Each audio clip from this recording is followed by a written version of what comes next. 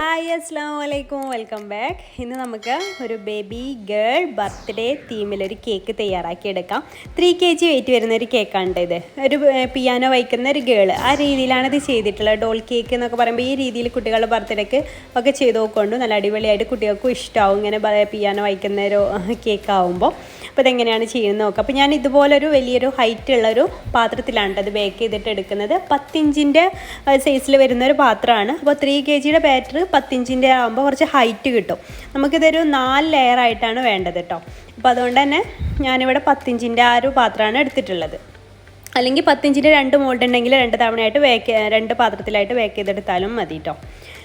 അപ്പോൾ ഞാൻ ട്രസ്ലൈച്ചസിൻ്റെ ഫ്ലേവറിലാണ് ഇത് ചെയ്തിട്ട് എടുക്കുന്നത്. അപ്പോൾ ഫസ്റ്റ് ലെയർ ഇതുപോലെ വെച്ച് കൊടുത്തു. എന്നിട്ട് ആ ഒരു നമ്മുടെ മിൽക്ക് ഉണ്ടല്ലോ ട്രസ്ലൈച്ചസിൻ്റെ അത് വെച്ചിട്ട് നന്നായിട്ടൊന്ന് വെറ്റ് ചെയ്തിട്ട് എടുക്കുകയാണ്. അപ്പോൾ നമ്മൾ ട്രസ്ലൈച്ചസിൻ്റെ കേക്കൊക്കെ മുന്നേ അപ്ലോഡ് ചെയ്തിട്ടുണ്ട്, അതുകൊണ്ടാണ് അത് ഡീറ്റെയിൽഡ് ആയിട്ട് ഇതിൽ പറയാത്തത് കേട്ടോ. എന്നിട്ട് നമുക്ക് വിപ്പിംഗ് ക്രീം വെച്ചിട്ടൊന്ന് ലെവലാക്കി എടുക്കാം. അപ്പോൾ ഇതിൻ്റെ കൂടെ തന്നെ വേറൊരു കേക്കും കൂടെ ഉണ്ടായിരുന്നു. അപ്പോൾ അതിൻ്റെ എല്ലാത്തിനും കൂടെ ഒരുമിച്ചാണ് വിപ്പിംഗ് ക്രീമൊക്കെ ബീറ്റ് ചെയ്തിട്ട് എടുത്തിട്ടുണ്ടായിരുന്നത്. അപ്പോൾ അതൊന്ന് ലെവലാക്കി എടുക്കുക. അതിനുശേഷം പിസ്ത ഒക്കെ ഇട്ടിട്ട് പിസ്ത ചോപ്പ് ചെയ്തതൊക്കെ ഒന്ന് ഇട്ടിട്ട് അടുത്ത ലെയറും ഇതേപോലെ തന്നെ വെച്ച് കൊടുക്കുക. ഫസ്റ്റത്തെ 2 ലെയർ നമ്മൾ കട്ട് ചെയ്യാതെയാണ് വെച്ച് കൊടുക്കുക കേട്ടോ. പിന്നെ 3ാമത്തെയും 4ാമത്തെ ലെയറാണ് നമ്മൾ കട്ട് ചെയ്തിട്ട് എടുക്കാം. അപ്പോൾ ഈ ഒരു കേക്കിന് ടോട്ടലായിട്ട് 4 ലെയറാണ് ഞാനിവിടെ എടുത്തിട്ടുണ്ടായിരുന്നത്. അപ്പോൾ അതാ നമ്മൾ ആ 2 ലെയർ ഒരുമിച്ച് വെച്ചിട്ട് അതിൻ്റെ ഒരു 1/4 പോർഷൻ നമ്മൾ കട്ട് ചെയ്ത് മാറ്റാം. അത് വേസ്റ്റായി പോകുമൊന്നുമില്ല, അത് നമ്മുടെ ഈ ഒരു കേക്കിലേക്ക് ആവശ്യമായിട്ട് വരുന്നുണ്ട്. നമ്മൾ സ്റ്റെപ്പ് രീതിയിലാണ് ഇത് ചെയ്തിട്ടെടുക്കുന്നത്. അപ്പോൾ അവിടെയും പിസ്ത ഒരു ഭാഗത്തായിട്ടൊന്ന് സ്പ്രെഡ് ചെയ്ത് കൊടുത്തിട്ട് നമുക്ക് ഷുഗർ സിറപ്പ് വെച്ചിട്ടൊന്ന് വെറ്റ് ചെയ്തിട്ടെടുക്കാം. ഷുഗർ സിറപ്പല്ല കേട്ടോ, ഈ ഒരു മിൽക്ക് മിക്സ്ചർ വെച്ചിട്ടൊന്ന് വെറ്റ് ചെയ്തിട്ടെടുക്കുക. എന്നിട്ട് ക്രീം വെച്ചിട്ട് സ്പ്രെഡ് ചെയ്ത് കൊടുക്കാം. അപ്പോൾ ഈ വീഡിയോ കാണുന്ന ആരെങ്കിലും നമ്മുടെ ചാനൽ സബ്സ്ക്രൈബ് ചെയ്യാത്തവരൊക്കെ ഉണ്ടെങ്കിൽ പ്ലീസ് ഒന്ന് സബ്സ്ക്രൈബ് ചെയ്തിട്ട് സപ്പോർട്ട് ചെയ്യുന്നു. ഇതുപോലത്തെ വീഡിയോസൊക്കെ നമ്മൾ ഇൻഷാല്ലാ അപ്ലോഡ് ചെയ്യുന്നതായിരിക്കും. സബ്സ്ക്രൈബ് ചെയ്തിട്ടൊന്ന് സപ്പോർട്ട് ചെയ്തേക്കണേ. അപ്പോൾ ഇതാ ഈ ഒരു ലെയർ വെച്ച് കൊടുത്തു. വിപ്പിംഗ് ക്രീം വെച്ചിട്ടൊന്ന് സ്പ്രെഡ് ചെയ്ത് കൊടുത്തു. ഇനി നമുക്ക് നട്ട്സോ എന്താ ചേർക്കേണ്ടത് അതൊക്കെ നമുക്ക് ഏത് ഫ്ലേവറിൽ വേണമെങ്കിലും ഇത് ചെയ്യാമല്ലോ. നമുക്ക് ഇഷ്ടമുള്ള ഫ്ലേവറിലൊക്കെ ഇത് ചെയ്തെടുക്കാം. അപ്പോൾ അതൊന്ന് ലെവലാക്കി എടുക്കുക. ഇതിൻ്റെ ഈ സൈഡൊക്കെ ഇങ്ങനെ ക്ലീൻ ആക്കി എടുക്കാൻ കുറച്ച് ബുദ്ധിമുട്ട് വരും കേട്ടോ. അങ്ങനെ ഈ ലെയറും വെച്ച് കൊടുത്തിട്ടുണ്ട്. എല്ലാം കറക്റ്റായിട്ട് തന്നെ വെച്ച് കൊടുക്കുക. സൈഡൊക്കെ ഇങ്ങനെ ലെവലാക്കി കൊടുത്താൽ മതി. അപ്പോൾ കറക്റ്റായി കിട്ടിക്കോളും. ഓരോ ലെയർ വെക്കുമ്പോൾ ഇങ്ങനെ സൈഡ് ക്ലീൻ ആക്കി കൊടുക്കുക. എന്നിട്ട് ഇതും സെയിം പ്രൊസീജിയർ തന്നെ ചെയ്യാം. എന്നിട്ട് വിപ്പിംഗ് ക്രീം വെച്ചിട്ടൊന്ന് സ്പ്രെഡ് ചെയ്ത് കൊടുക്കാം. അതിനുശേഷം ഇത് ഈ ഒരു ലെയറും കൂടെ നമ്മളിങ്ങനെ ചെയ്തതിന് ശേഷം നമ്മൾ കട്ട് ചെയ്തിട്ടുള്ള ബാക്കി 2 ലെയർ ഉണ്ടല്ലോ, ചെറിയ ലെയർ, അത് ഇതിൻ്റെ മുകളിലായിട്ട് വെക്കുക. ആ രീതിയിലാണ് ഇത് സ്റ്റെപ്പായിട്ട് നമ്മൾ ചെയ്തെടുക്കുക കേട്ടോ. അപ്പോൾ നമ്മൾ മുകളിലുള്ള തട്ടിലും ഫസ്റ്റ് ലെയർ ഇതുപോലെ ഒന്ന് വെച്ച് കൊടുത്തിട്ടുണ്ട്. അതിൻ്റെ മുകളിലായിട്ട് അടുത്ത ലെയറും വെച്ച് കൊടുക്കാം. എന്നിട്ട് അതും ഇതുപോലെ തന്നെ വെറ്റ് ചെയ്തതിന് ശേഷം ഇതുപോലെ നമുക്കൊന്ന് ക്രീം കോട്ടിങ് ചെയ്തിട്ടെടുക്കാം. അപ്പോൾ ഇത് ഐസിങ് ചെയ്യാൻ കുറച്ച് പാടുണ്ടാവും. ഇങ്ങനെ സ്റ്റെപ്പ് രീതിയിലായതുകൊണ്ട് തന്നെ കുറച്ച് പാടാണ്.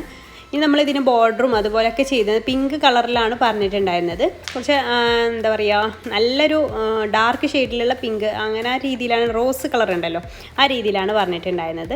അപ്പോൾ അത് ക്രം കോട്ടിങ് ചെയ്ത് ഫ്രിഡ്ജിൽ വെച്ച് സെറ്റായതിന് ശേഷം ഒരു അരമണിക്കൂർ വെച്ച് സെറ്റായതിന് ശേഷം ഞാൻ പിങ്ക് കളറിൽ വിപ്പിംഗ് ക്രീം ഒന്ന് സ്പ്രെഡ് ചെയ്ത് കൊടുക്കുന്നുണ്ട്. അപ്പോൾ ആ ഒരു ഭാഗത്ത് നമ്മുടെ സെൻറ്ററിലുള്ള ആ സ്റ്റെപ്പിൻ്റെ അടിഭാഗത്തായിട്ട് നമ്മൾ വൈറ്റ് കളറിലുള്ള ക്രീമാണ് സ്പ്രെഡ് ചെയ്യുന്നത്. അതുകൊണ്ട് അവിടെ പിങ്ക് കൊടുക്കണില്ല കേട്ടോ. അപ്പോൾ നമുക്ക് എവിടേക്കാണോ പിങ്ക് വേണ്ടത് അവിടേക്ക് പിങ്ക് ഒന്ന് അപ്ലൈ ചെയ്ത് കൊടുക്കുകയാണ്.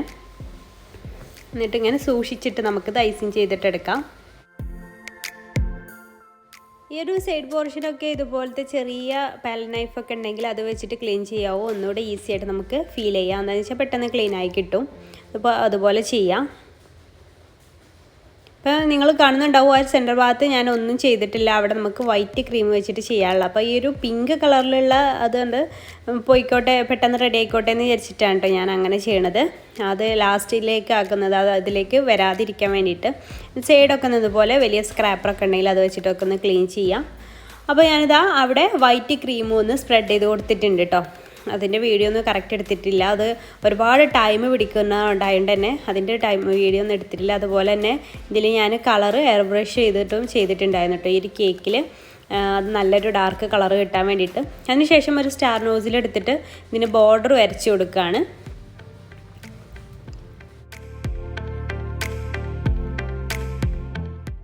ഈ ഒരു കേക്കിൽ ഷാർപ്പ് എഡ്ജൊക്കെ ഉണ്ടാക്കാൻ കുറച്ച് പണിയാണ്. അപ്പോൾ അതുകൊണ്ട് തന്നെ ഈ ഒരു ബോർഡർ വരയ്ക്കുമ്പോൾ അതിൽ നിന്നൊക്കെ നമുക്ക് നൈസായിട്ട് തന്നെ സ്കൂട്ടാവാം. അപ്പോൾ ഈ രീതിയിൽ ബോർഡർ വരച്ച് കൊടുത്താൽ മതി. അപ്പോൾ നമ്മൾ ആ ഒരു ഷാർപ്പ് എഡ്ജ് ആ എഡ്ജ് ഭാഗമൊന്നും അങ്ങനെ കാണില്ല.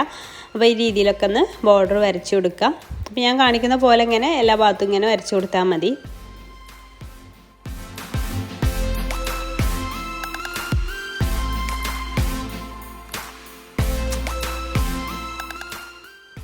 പിങ്ക് ആൻഡ് വൈറ്റ് കോമ്പിനേഷനാണ് പറഞ്ഞിട്ടുണ്ടായിരുന്നത്. അപ്പോൾ വൈറ്റ് കളറിലാണ് ബോർഡർ വരച്ചിട്ടുള്ളത്. ഇനി ഇതുപോലെ തന്നെ റൗണ്ടിൽ ഫുള്ളായിട്ട് അവിടെയും ഈ ഒരു സെയിം ബോർഡർ തന്നെ വരച്ച് കൊടുക്കുന്നുണ്ട്. ഞാൻ വരച്ച് കൊടുത്ത് നിങ്ങൾക്ക് മനസ്സിലായിട്ടുണ്ടാവും ഈ രീതിയിലാണ് ഞാൻ ബോർഡർ മുകൾ ഭാഗത്തൊക്കെ വരച്ചിട്ടുള്ളത്. ഇനി ഇതിൻ്റെ ഇവിടെയായിട്ട് ഞാൻ പിയോണി ഫ്ലവർ വെച്ച് കൊടുക്കുന്നുണ്ട് കേട്ടോ, ചെറുത്. അപ്പോൾ ഒന്ന് കുറച്ച് വലുതാണ്, അതിലേറെ കുറച്ച് ചെറുതാണ് മറ്റത്. അങ്ങനെ 3 ഫ്ലവർ വെച്ച് കൊടുക്കുന്നത് വരയ്ക്ക്, അല്ലെങ്കിൽ ഇങ്ങനെ വെച്ച് കൊടുക്കുക. ഇത് കസ്റ്റമൈസ്ഡ് മോഡലായിരുന്നു കേട്ടോ, അവർ പറഞ്ഞിട്ടുള്ള ഡിസൈനിലാണ് ഞാനിത് ചെയ്തിട്ടുള്ളത്. പിന്നെ ഇതാ സൈഡിലൊക്കെ ഇതുപോലെ കുഞ്ഞു കുഞ്ഞു ഫ്ലവേഴ്സ് വരച്ച് കൊടുക്കുന്നുണ്ട്. ആദ്യം യെല്ലോ അല്ല ഓറഞ്ച് കളറിൽ ഒന്ന് വരച്ച് കൊടുക്കുന്നുണ്ട്. ഇങ്ങനെ ജസ്റ്റ് ഒന്ന് ഇങ്ങനെ ടച്ച് ചെയ്തിട്ട് വിടുന്ന ആ ഒരു ഡിസൈൻ ഉണ്ടല്ലോ, അതാണ് വരച്ച് കൊടുക്കുന്നത്. അപ്പോൾ പല കളറിലാവുമ്പോൾ ഭംഗി ഉണ്ടാവുന്നൊരു ഇത്. അപ്പോൾ ഞാൻ അങ്ങനെയാണ് ചെയ്യുന്നത്. അപ്പോൾ ആദ്യം യെല്ലോ കൊടുത്തു, പിന്നെ ബ്രൗൺ ആണ്, അതിൻ്റെ ഇടയിലൊക്കെ ആയിട്ട് ബ്രൗണും കുറേശ്ശെ വരുമ്പോൾ ഒന്നുകൂടെ ഭംഗി ഉണ്ടാവുമല്ലോ, അങ്ങനെ ബ്രൗണും കൊടുക്കുന്നുണ്ട്. ഇതൊക്കെ വിപ്പിംഗ് ക്രീമിൽ ജെൽ കളർ ആഡ് ചെയ്തിട്ടാണ് ചെയ്തിട്ടുള്ളത്. അപ്പോൾ ബ്രൗൺ ഇങ്ങനെ ഇടയിലൊക്കെ കൊടുത്തതിന് ശേഷം പിന്നെ ഞാൻ ചേർക്കാനായിട്ട് പോണത് ബ്ലൂ കളറാണ്. അപ്പോൾ റോയൽ ബ്ലൂ കളറാണ് ഞാൻ ചേർത്തിട്ടുണ്ടായിരുന്നത്. അപ്പോൾ അതും ഇതുപോലെ വിപ്പിംഗ് ക്രീമിലാക്കിയിട്ട് അതും ഇതുപോലെ തന്നെ ഡിസൈൻ ചെയ്ത് കൊടുക്കുക. അതിൻ്റെ ഇടയിലായിട്ട് ഇങ്ങനെ നമുക്ക് 3 കളറൊക്കെ ഡിഫറെൻ്റ് ആയിട്ട് കാണുമ്പോൾ അത് കാണാൻ നല്ല ഭംഗി ഉണ്ടാവുമല്ലോ. അപ്പോൾ ആ രീതിയിലാണ് അതിൻ്റെ 3ാമത്തെ ഇത് ചെയ്തിട്ടുള്ളത്.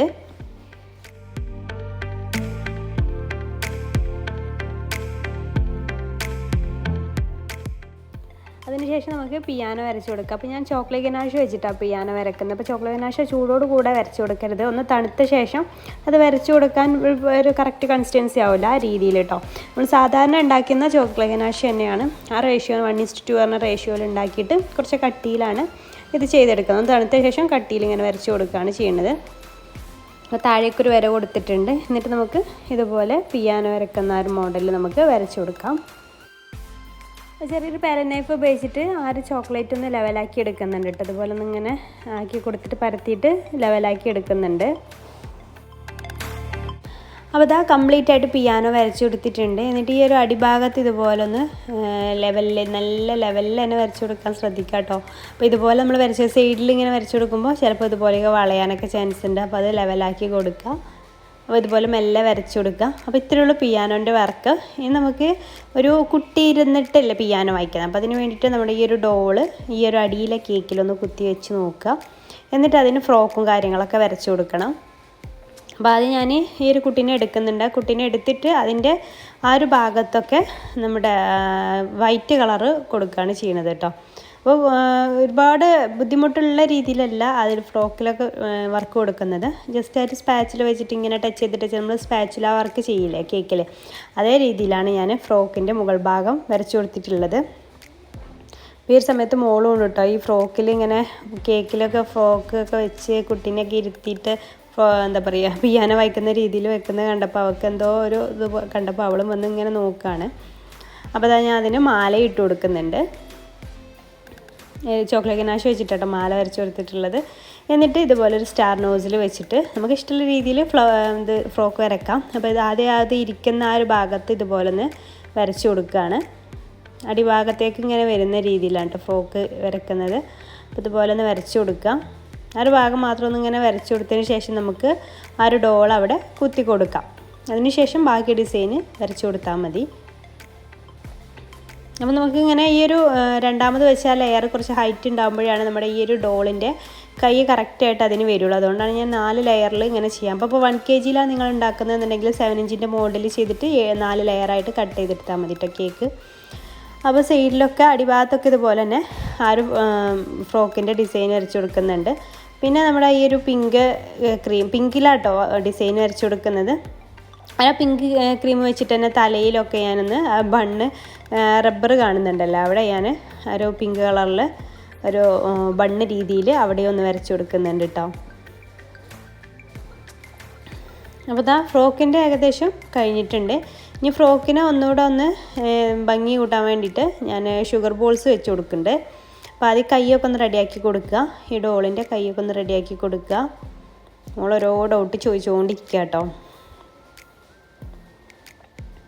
അപ്പോൾ അത് കഴിഞ്ഞു. ഇനി നമുക്ക് ഞാൻ പറഞ്ഞല്ലോ വൈറ്റ് ഷുഗർ ബോൾസ് ഞാൻ വെച്ച് കൊടുക്കുന്നുണ്ട്. ഓരോ ഫ്രോക്കിൽ ഓരോ ഫ്ലവർ വരച്ചിട്ടുണ്ടല്ലോ, റൗണ്ടിൽ ഇങ്ങനെ സ്റ്റാർ നോസിൽ വെച്ചിട്ട് ചെയ്തിട്ടില്ല. അതിൻ്റെ സെൻറ്ററിലായിട്ട് ഒരു വൈറ്റ് പേൾ രീതിയിൽ വൈറ്റ് കളറാകുമ്പോൾ നല്ല ഭംഗി ഉണ്ടാവില്ല. അപ്പോൾ അങ്ങനെ വെച്ച് കൊടുക്കുകയാണ്. ഇതൊക്കെ അവർ ഓരോ കളറും ഒക്കെ കസ്റ്റമൈസ് ചെയ്തിട്ടുള്ള അവർ പറഞ്ഞു തന്ന രീതിയിൽ തന്നെയാണ് കേട്ടോ, കസ്റ്റമർക്ക് പറഞ്ഞു തന്നിട്ടുള്ള രീതിയിൽ തന്നെയാണ് ചെയ്യുന്നത്.